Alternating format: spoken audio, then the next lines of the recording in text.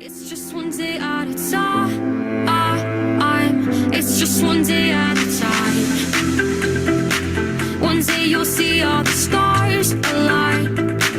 It'll all turn out just fine. It's just one day at a time.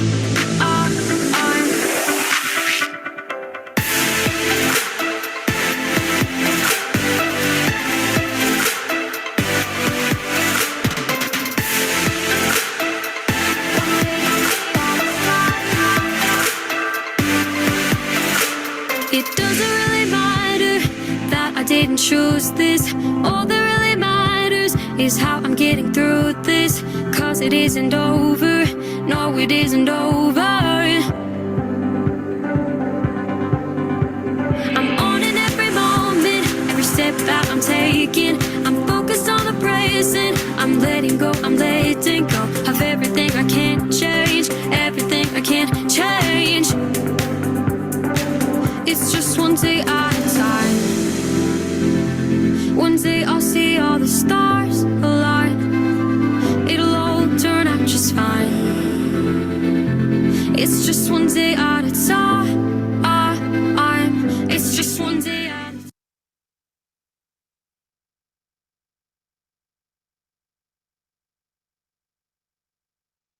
Okay, so with that video, you got to see a little bit about Kathy and what's going on in her life. I am really excited to get to introduce you to my good friend, Kathy Hendricks. We met 28 years ago in Littleton, Colorado, when she moved into my ward. And we quickly became part of a foursome who just a group of girlfriends who went out to lunch and to the movies. We went on a few weekend retreats to a cabin up in the mountains where we did quilting and crafting. Kathy is a very talented quilter.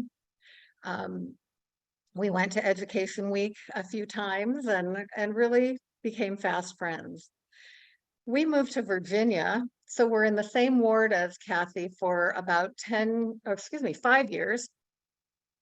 And after that, we stayed in Christmas card touch. And then years later, I ran into her unexpectedly. I was headed up the ski lift one summer in Park City, and I heard this voice call out, "Stacy!" And there was Kathy. She was with a sister coming down the ski lift. So they graciously waited for us to go all the way up and all the way back down, and we got to visit at that time for a little bit. She eventually moved to Utah, and I have had lunch with her a couple of times since then. But Kathy is the kind of friend where reconnecting just is very easy. You just feel like there's been no time away when we get back together. Kathy has had some tragedies in her life, and I have always admired the way that she's handled them with such grace and faith. She lost her son Kenny when he was 20 years old to a drug overdose. It was such a heartbreak to them, obviously, but also to all of the people around them. Kenny had been doing really well, but had a relapse. And so that was just a heartbreaking thing. Her only daughter, Carrie, is now 42, and Carrie has been battling metastatic breast cancer for the last 8 years. And her husband, Ken, died of cancer. Kathy did not plan to marry again, but 7 years after Ken died, she met a wonderful man and fell in love with him and married Chris Huber in June of 2019. And about 2.5 years later, he had a catastrophic accident and became a quadriplegic, and she is now his caregiver. In spite of all of this, Kathy is positive and grounded and doesn't seem to act like a victim, doesn't seem to feel like a victim. So I'm really excited to introduce you to my friend, Kathy Hendricks. Thank you so much for being here with us, Kathy. Oh, you're muted. We need to get you unmuted.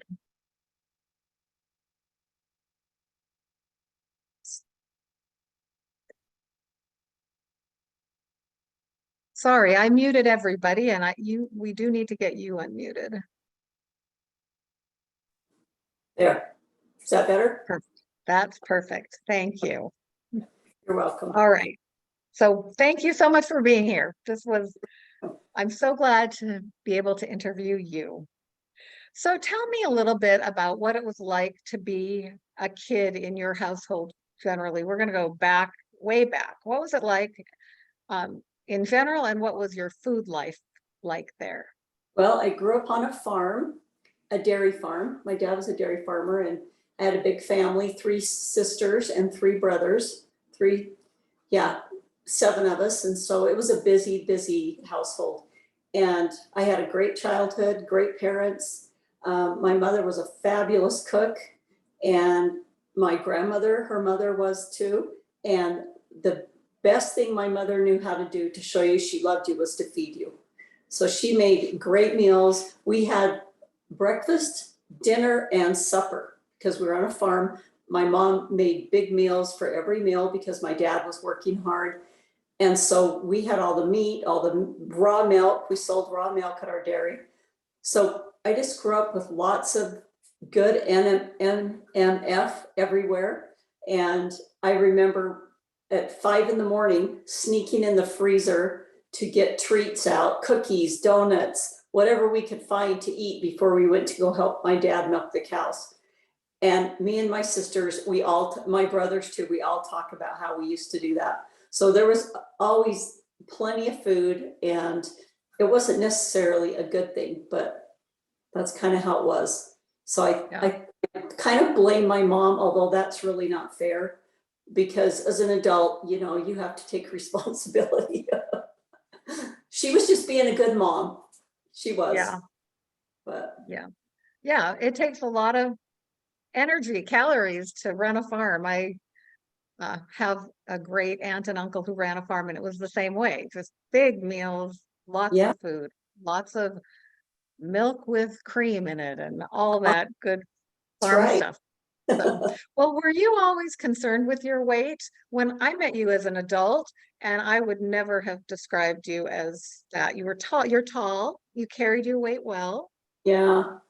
Well, I think I always, well, okay, first of all, my dad had a really nice nickname for me, and it was Chub. So that was my nickname, and I knew that growing up. He didn't call me that as I got older, but I used to tell him that was a really horrible thing to do to a little kid. But you were such a cute, chubby bubby. He just thought it was an endearing term. But anyway, so I always was a little bit heavier, I think, even as a child. And then my sister, that was just 2 years older than me, was really thin. And so compared to her, I always felt like I was heavy. And then I was tall, so I was always the tallest kid in my class. Even until probably 6th grade, I was even the tallest person in the class. And then finally a couple boys caught up, but I'm 5'9", but when you're a kid, you don't really want to be the tallest, biggest person in the class. I felt like I wasn't really fat at that point, but I felt bigger, I think, is the problem. And then in high school, I just always felt like I was a little bit heavier. And my mom said, well, you can join Weight Watchers. So in high school, I joined Weight Watchers, and I went with my neighbor who probably weighed 400 pounds. And I remember going. I don't really remember being on a diet, but I must have been, because I remember going and weighing in and all that stuff. And then, you go to college, and I didn't really diet when I got in college or anything, but then you get married and you have babies and, that kind of thing. So then when did you feel like weight actually did begin to be a problem? Probably really not until a couple of years after I had my 4th baby. I think it started catching up with me. And then as time went on, you get older, and I was always trying some diet or another. I tried them all, Yeah. So yeah. and then I'd pretty much given up on doing any diets. Sounds like a familiar story to many of us. Be long-term. Well, I want to talk about the concept of addiction. Nobody wants to be an addict. Do you identify as an addict? You know, I do. I remember when my son was addicted to drugs and he's trying to get off and everything. And I can remember telling somebody, like, the only way I could really relate to his drug journey was with food. And it's like, I know how hard it is to not eat things I shouldn't eat. And you have to eat. You can't, it's not like with drugs, you can stay away from the drugs. With food, you have to eat to live. And so I did kind of compare drugs to food. And I remember thinking that years ago, but I never really said, oh, I'm a food addict, even though I was. And I could see Yeah. the correlation. I didn't necessarily label myself that way. Yeah, But that's interesting that you saw the connection, the I comparison, did, the parallel, yeah, because I think, I don't know, for me, I was very resistant to the idea of food addiction, or that I was a food addict. And so I wouldn't have, I don't think, I wasn't ready to see the comparison. And yeah, yet then when I heard Susan talk about it and explain how the sugar and flour looks like a drug, the ground up powdered, that was, yeah. when I first really began to accept the idea that food addiction It is a really thing. made sense to me when, when you listen to her talk about it, it was like, yeah, I can definitely see it in myself as she talked about it for sure. Did you have any resistance to the idea of identifying yourself as an addict? No, no, not really. When I Okay. took that susceptibility test and was a 10, it was like, okay, yeah, that pretty much makes sense. Well, addicts are users. How did you use food? Oh, I was really good at using it to numb my emotions. I'd sit in front of the TV and eat, and it was to avoid dealing with problems, I think, emotions, loneliness, those kinds of things. I definitely used it for that. Celebrating, what don't you use food for? When you're a food Yeah. addict, you use it for everything. Good times, bad times. It's true. And that's one of the things that is kind of hard, is replacing that. Like, how do you celebrate now? What do you do now that when you're feeling um, anger or sadness or whatever? Have you found any You know, new ways to deal with some of those things? the biggest thing I've noticed is just that I'm not having the food chatter. So when I do have an emotion come up, it's not what I think about to go do. I don't think to go eat. So I can't necessarily say I have, this go-to thing that I go to immediately, but I just noticed that it's not my first reaction to want to go eat something. I That's a sometimes, miracle, isn't it? yeah, so I sometimes will journal, and that helps a lot. Or I don't know if anybody's ever heard of this, but I've done tapping. Oh, You heard of tapping?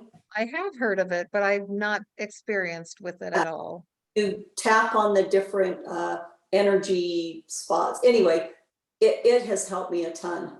I've used that a lot, Oh, and that's it's interesting.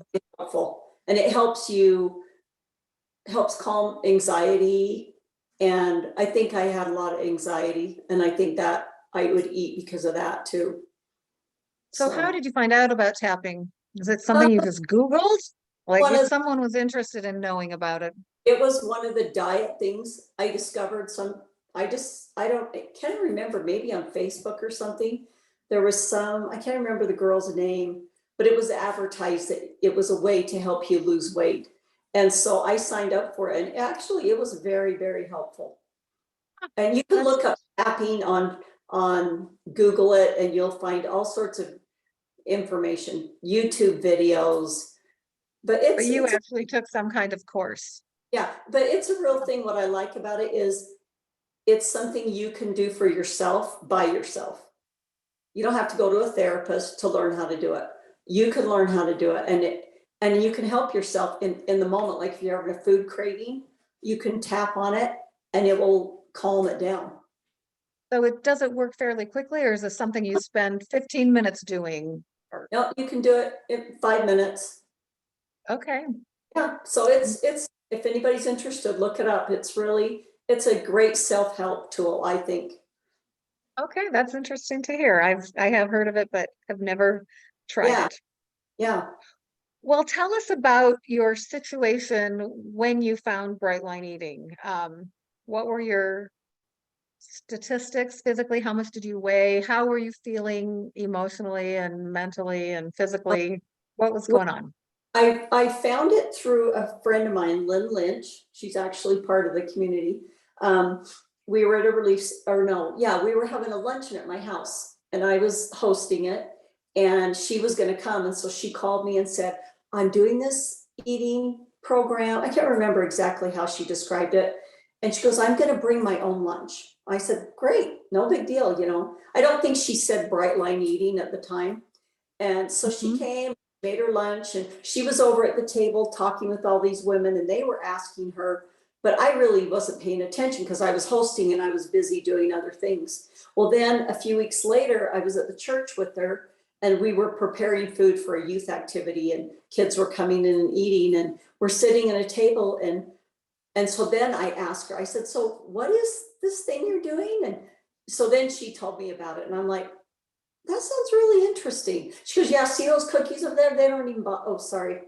Shouldn't have said that. Anyway, she goes, they don't even bother me. I don't even care. And I'm like, wow, really? I was really impressed by that. So anyway, so I went home and I think it was just a few days later, I found the book online and downloaded it on audiobook and thought, this is going to be great. I really want to try it. So a funny story, I was trying to get my husband to do it with me because my stepson, his son was getting ready to go on a mission. And I said, this is a great time for us to make a change in how we eat. And I thought this would be great and we could do it together because he needed to lose weight too. So we're listening to it and I listened to the first couple of chapters, I think, and then he started listening to it. And then one morning I'm listening to it while I'm getting my hair and my makeup done. And all of a sudden from the other room, I hear him, Susan's talking about how you need to make your bed every morning and journal and do all this stuff. And all of a sudden I hear my husband say, I'm not doing that. He's like, I'm going to do my own diet. And he did. And you know what? He has no problem. He's not a 10. He is not a food addict, I've learned, which makes all the difference. But yeah. So I started it myself, but I weighed 228 at my highest. And now I'm down to 174. Wonderful. So I good for a few months and just did the book. And then when she started the membership, I joined the membership. And then at that point, I joined the boot camp. Wonderful. And you're a Bright Lifer now. Yeah. You are still part of the community. Wonderful. So how much, I'm not doing the math fast enough. You know what? I need to do the math too, because I had done it the other day, but let me just real quick. So Kathy did text me not too long ago and said she'd hit 50 pounds. So I know it's at least that. 54. Yeah. Congratulations. So how much do you have to go? I probably have another, I'm not really sure. I'm thinking maybe another 10, between 10 and 20. We'll see. I haven't quite decided, but at least 10, at least. Yeah. Well, we don't have to decide today. No. So Yeah, that's so good. I can see myself getting there, which I is unbelievable to me, but I'm excited. Yeah. And you and I reconnected over Bright Line Eating. You just gave me a phone call. I've never put anything on my normal Facebook page. I've never mentioned Bright Line Eating on it. And so But I saw that Stacy had lost a bunch of weight. How did I find out that? Oh, I know. I saw you commented on something on the Bright Line Facebook page. On the church's Brightest Eaters. Yeah, but I had so then she lost weight on your Facebook and I'm like, man, look at Stacy. She looks amazing. So I knew that you had, and then when I saw you comment, I went, bingo. So yeah, so you called me right up and said, did you do Bright Line Eating? And so we've connected over that and been in pretty close contact ever since. So that's been fun. So Bright Line Eating is a journey. We often talk about it as a journey. And, you know, the longer you're on it, you find out that your goal weight, that's not really the end of the journey. There's still a lot to do and to figure out and to grow from. So what have you learned about yourself from doing bright line eating so far? Oh, I have learned that, well, first of all, I learned that I was using food to soothe myself and to not face emotions. And so that was a big one that I needed to come to grips with. And I worked with a therapist and she helped me with that also. And between that and the tapping and just trying to get in touch with the emotions, just from all the loss and things like that, it was a lot to go through. And I've learned that I can actually be in charge of my food instead of the food being in charge of me, which is so amazing. I love it. And that's probably been the best thing I've learned, is that that I am a food addict and that I have to make it a priority. I have to make my food a priority, which sometimes feels selfish. And it's inconvenient for other people. Yeah, And it can be. sometimes it's uncomfortable because you're making other people uncomfortable. But I'm getting better at it. I'm getting better at it. It is kind of a change. That one thing I've noticed is that feeling of selfishness quite often, as you know, I'm taking most of the vegetables Right.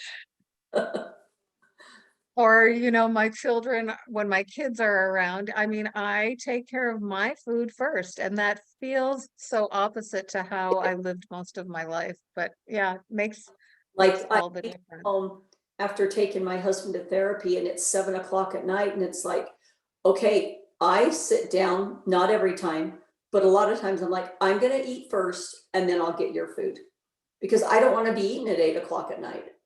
Yeah, And so I do feel a little uncomfortable sometimes doing that, but it's like, I need to do it. it's essential. Yeah. Yeah, yeah. Yeah.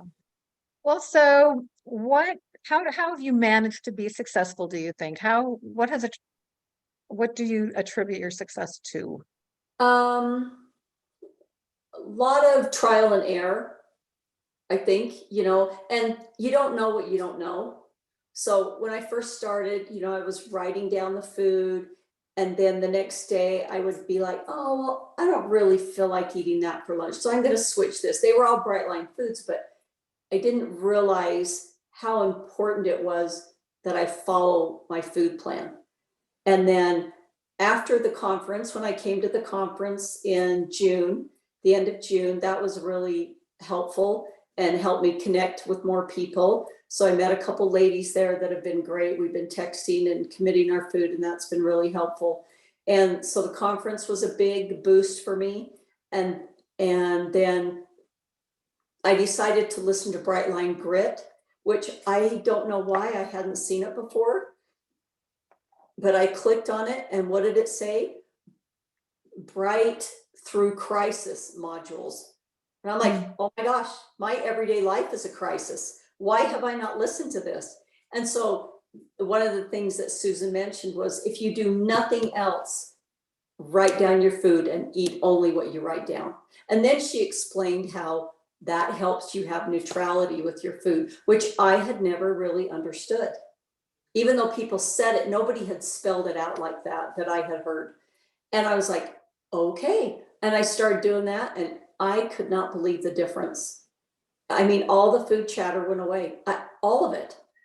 And since then, I've really, really done so much better. I don't change my food plan unless something's rotten, like Susan says, but mostly, and I find myself wanting to sometimes. And then I think, no, I can have that tomorrow. But that's been a huge part of the success for me, which I was surprised by. But Yeah, you know, it all seems to come down to just follow the plan. Just follow the plan the way she's outlined it. That's really the way to do the plan. I mean, it was working. I was losing weight. I was doing Mhm. fine until my husband's accident, and then everything fell apart, and I kind of lost and gained the same 10, 15 pounds about 3 times. And then until just June, the beginning of June, I really got on board, and I've been strong ever since. And it's made, but just those little changes of not giving into the food has really, I can tell it's made a huge difference. That's great. That's wonderful. Well, a big part of your life story has been the deaths of your husband and son, and more recently, your husband's accident. Will you tell us a little bit about that? Maybe tell us what Chris's accident was and how that's affected your program and you, and how have you managed to go on? That sounds kind of melodramatic, but really you've had a lot of grief and loss to work through. You know, when my son died, I remember thinking afterwards, first of all, I realized that he had just been graduated to the absolute best rehab program there is, and that he will be successful, and I don't have to worry about him. And that brought me a lot of comfort because I know where he is. I know he's getting the help that he needs, even though it's painful to lose them. It was more painful to watch him do drugs. And just knowing that brought me a lot of peace. And I learned through that whole experience that you can go through a loss like that and still be okay. You know, so then when my husband got diagnosed with lung cancer, it was like, okay, I kind of felt like I know how to do this, which is a weird thing to say, but I realized that you could lose someone that you love and still function and move forward. But of course, losing a spouse was a huge difference from a child that didn't live at home. And a spouse changes your everyday life. And so I spent several years trying to rediscover who I was and trying to learn who I was without my husband. And it was a big journey. And it took me a long time before I ever started dating. It took me over 5 years before I even entertained the idea.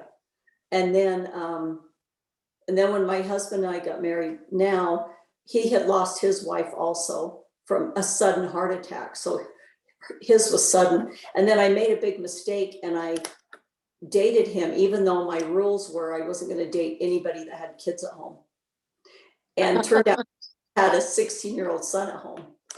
But he's a great kid and it worked out fine. And, you know, he's never had a problem. He has 4 kids and they're all great and I love them. They're all way younger than my kids because he didn't have kids till he's 40. But then when he got injured, our son had just left on his mission and we had only been home alone for like 4 months when he got hurt. And this whole time I've been doing bright line eating, everything had been going good. Then he fell, he was at the gym on an exercise bike and he blacked out and fell and hit his head and broke his neck and ended up in the hospital and they had to do a neck fusion and he almost died a couple times. And anyway, it was a huge shock for all of us. And then he spent 2 months in a rehab hospital where we had to learn how to take care of him at home. And then he came home and then the real work began because I did okay while he was in the hospital. But coming home and then having to learn how to take care of my food, take care of his food, it was so overwhelming. I just couldn't keep it all together. So it took me, well, almost a year, really. I kept doing bright line eating, kind of, you know, I'd do okay for a while and then I'd fall back and then I'd do okay. So I went back and forth a lot. And it's been a big journey of learning how to take care of someone else full time. Free time that I used to have. And we've gotten better at it. I do have to say that. We've streamlined a few things. He's gotten better physically, which has helped. Not a whole lot. I mean, he can't really move still, but his general overall health is better. So he sleeps better. We get better sleep. I used to worry like, oh my gosh, this is going to kill me. But I don't feel that. And I feel, I don't know, the Lord just really steps in and helps you, and people's prayers. And I think that's the reason why I'm where I'm at today, is just because of all the prayers that are offered. I run into people all the time that are telling me, I pray for you daily, put your name on the temple roll. I mean, I don't even know, but that's the thing, only thing that I can point to that is carrying us, I think. Well, that's wonderful. You know, even the quotes that you chose to go in your video were very positive and uplifting, and recognizing that you may end up someplace you never thought you'd be, and it can still be okay. Well, like that Byron Um, Katie quote where she says, things happen in life to you, or they happen for you, not to you. My to therapist the, shared me that quote, and I actually really love that quote. And I guess I think of it as what these are experiences that we have to have in our lives to teach us and help us grow. And who knows what lessons I need to learn. Obviously, I have a lot to learn. But well, hopefully it's a great way to reframe it. I mean, it would be very easy to yeah, feel poor me. angry or, yeah. Yeah. So that's wonderful. That's great. So your weight loss has been amazing. It's a real accomplishment. Tell us a couple of your non-scale victories. You know, a few weeks ago, I put on a t-shirt and was thrilled that I could feel comfortable in it, because I don't wear t-shirts. I feel horrible in them. I feel like all my fat rolls are hanging out. I just feel like they do not look good on me at all. So I love how comfortable they are, but I don't feel comfortable wearing them anywhere outside of my own house. And I put one on, and I actually took a picture of it and sent it to my ladies that I met at the conference and said, look what I'm wearing today. It's great. So That's that, great. another one is my knees don't hurt anymore. I used Wonderful. to have a knee that would bother me when I try to go walking or do anything, and it hasn't bothered me for months and months. So that's been a big one too. And my skin is softer.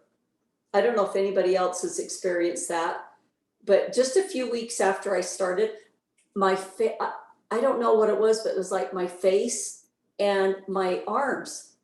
My husband goes, the skin on your arms is so much softer. It was weird. That's interesting. Yeah, I haven't heard that one. Yeah. My skin is just wrinkling up. Well, So, yeah, you've got nice soft skin. That's great. Well, definitely. is is there anything else you would like to share? Anything that I didn't ask that you want to tell us about? Um, I don't know. I can't remember. See if I have anything.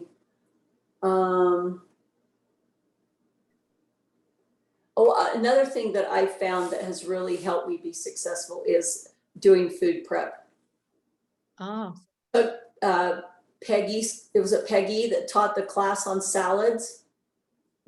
I've been making salads, and that has been awesome. And I love just having them in the fridge ready to go. And I have this other salad that I make that I eat for lunches, and I make 4 or 5 at a time and have them ready to go. So that's been a big help, especially when I never know where I'm going to be. Like if we have therapy, I take my lunch with me and I'll eat it while my husband's having therapy, or I'll have it all ready so when I get home I can eat. And I make sure I get lunch. My husband doesn't always get lunch. I feel a little guilty about that because he's busy having therapy, but I'm making sure I get my lunch. But yeah, as you should. right. So about food prep, it is game changing, isn't it? It is so true that you will eat the thing that is easiest to get to. And Right. so having your food prepped and ready is wonderful. I know there are like women who will spend like a lot of time on the weekend prepping for the whole week. And then I don't work. And so I find like I do a little bit of food prep every single day. Like one day it might just be that I boil some eggs, or one day I make my salads, but a little bit of something pretty much every day. How do you food prep? Yeah, I'll do like, if we don't have therapy that day, then I'll have the morning and I can like, I'll put my salads together in the jars. And then maybe if I have time that day, I might do something else, but I, I can't take a whole day and dedicate to it because I have too many other things I have to do. But I find, if I get a block of time, 2 or 3 hours, I can, or even a couple hours, I can throw together, my salads for my lunches for the week. And so I just do it. I don't have a set schedule. I just, As needed. yeah, as needed. But I do make enough that I have some for 3 or 4 days, or I'll cook some protein, like I'll grill some chicken and I'll do a whole bunch. And then I'll have it in the fridge to eat all week. So yeah, that's how I do it. Good. Well, I'm going to do, you've seen little lightning rod. I just have 3 questions that are just gonna be short questions if you'll just answer them. Oh, and one of them I just talked about. So now I only have 2 because I didn't remember that food prep was on that list. Oh, yeah. But so we'll ask these couple of questions and then we'll open it up for our audience to ask you some questions. Tell me something on your emergency action plan that you use when you're in the moment. Journaling, I talked about that. That's probably my favorite one that I go to. Another one is just doing mantras in my head and just trying to, tell myself I'm not going to do whatever it is I want to do. I like the not my food, that's poison to me. I use that one a lot. And I like the one, if you follow the bright lines. I don't even know, it was one of my quotes. Yeah, the weight comes off. Yeah, I really like that one. If you focus on the weight, you lose yeah. your lines. Yeah. Remind myself of that one often too. So I do that, and sometimes I'll take a walk if I can, or just take a bath. I like to take a bath if like if it's at night and I'm having a hard time, then that's kind of just a relaxing thing I can do. Yeah. I was listening to, it might have been boot camp, but one of the people mentioned that, or it could have been an accountability call. They said when they are having food thoughts, they say to themselves, get out of this room. You just need to go be someplace else, which is so simple. And I've never actually said that to myself, like, just get out of here, go somewhere else. Change your environment, definitely. Yeah. All right. What is a new habit that you've discovered from doing Bright Line Eating that is serving you? Well, writing my food down. That's probably been the biggest one. Yeah. And then I do try to do a gratitude journal, and then gratitudes at the end of the day. And I think that's been a really good one too. Great. Thank you. So would you like to tell us anything about how has this affected your faith journey, Bright Line Eating, or have you found the Savior in a different way through doing Bright Line Eating?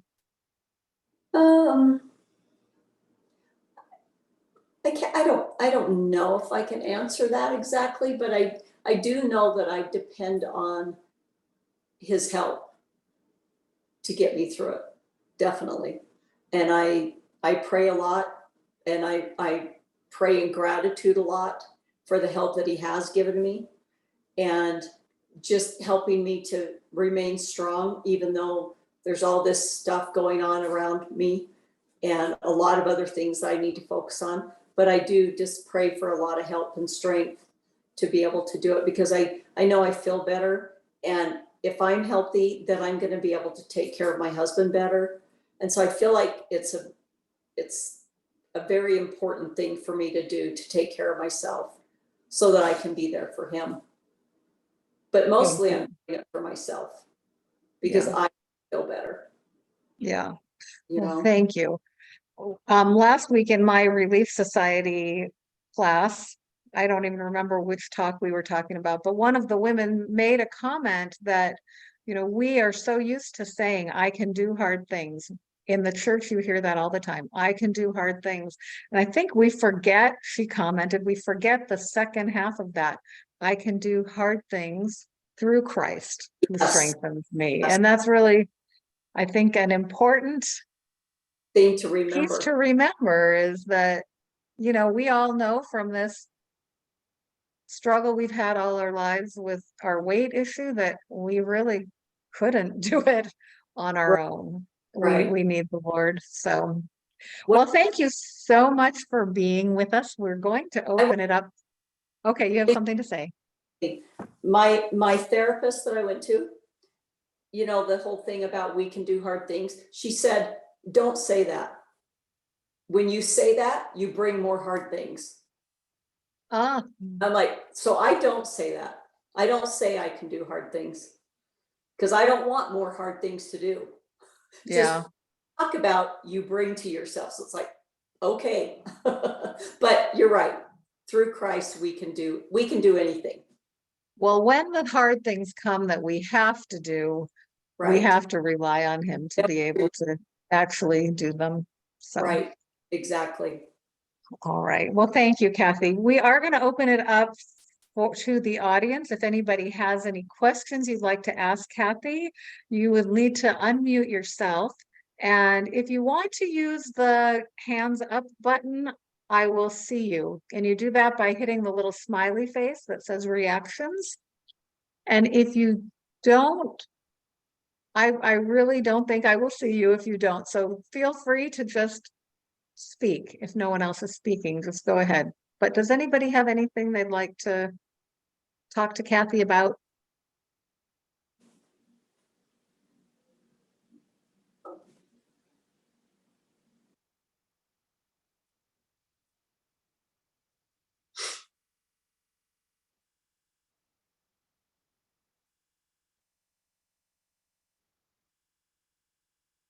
You just explained it all so well.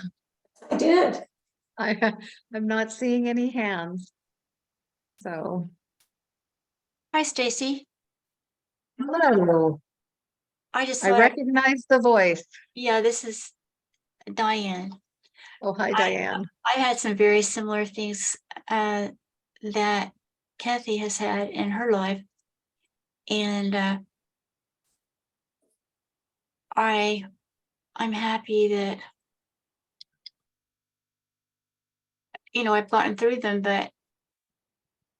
and Bright Line Eating has been a great blessing in my life too. But thank you so much. I've really was helped by your comments tonight. Thank you. Oh, thank you. Thank you, Diane.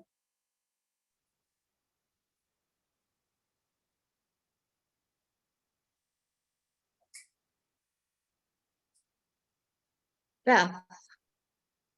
Okay, I apologize. I got interrupted just for a few minutes while you were talking about your husband, the situation there. So if you already covered this, I am just curious, what does your husband eat and how does he, are you feeding him or is he able to, how does he get his food? And is it different than your Bright Line Eating meals? He doesn't want to do my Bright Line Eating. Okay, so he doesn't enjoy Bright Line Eating compliant stuff.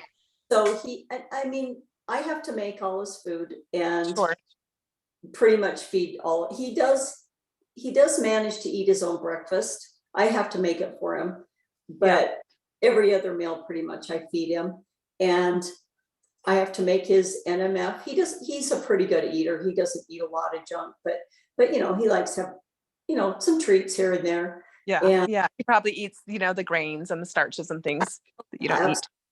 So what I did do though, we've had a couple of his kids living with us at different times, and I just told them all, I can make my food and I can make your dad's food. You have to be on your own. And they're adults, they can take care of it. And they're like, oh no. So that's helped a lot.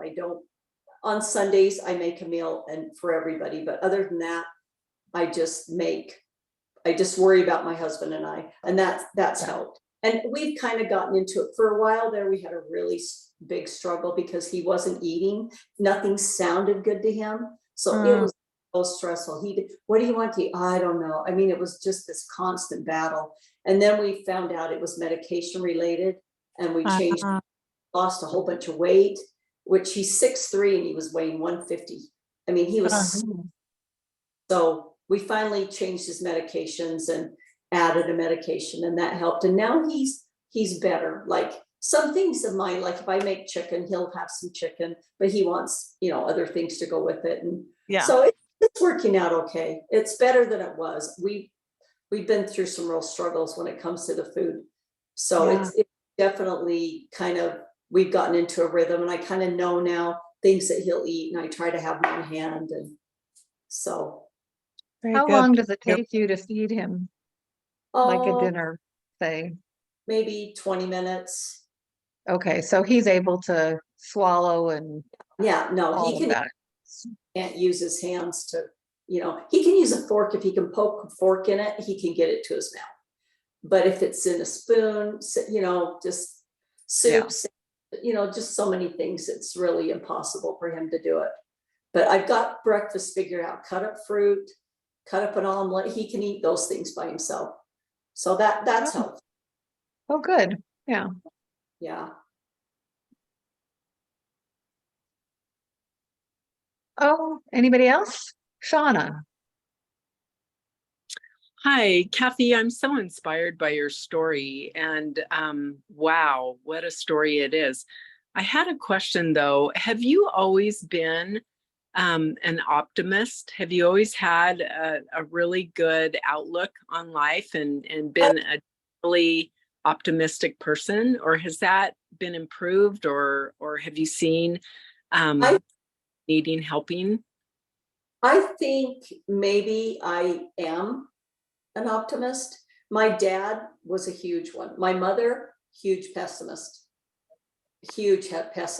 My dad was always very positive.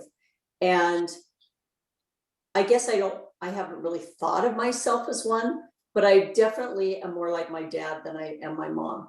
I can worry like my mom, but I don't, I think I do just tend to have a brighter outlook just normally.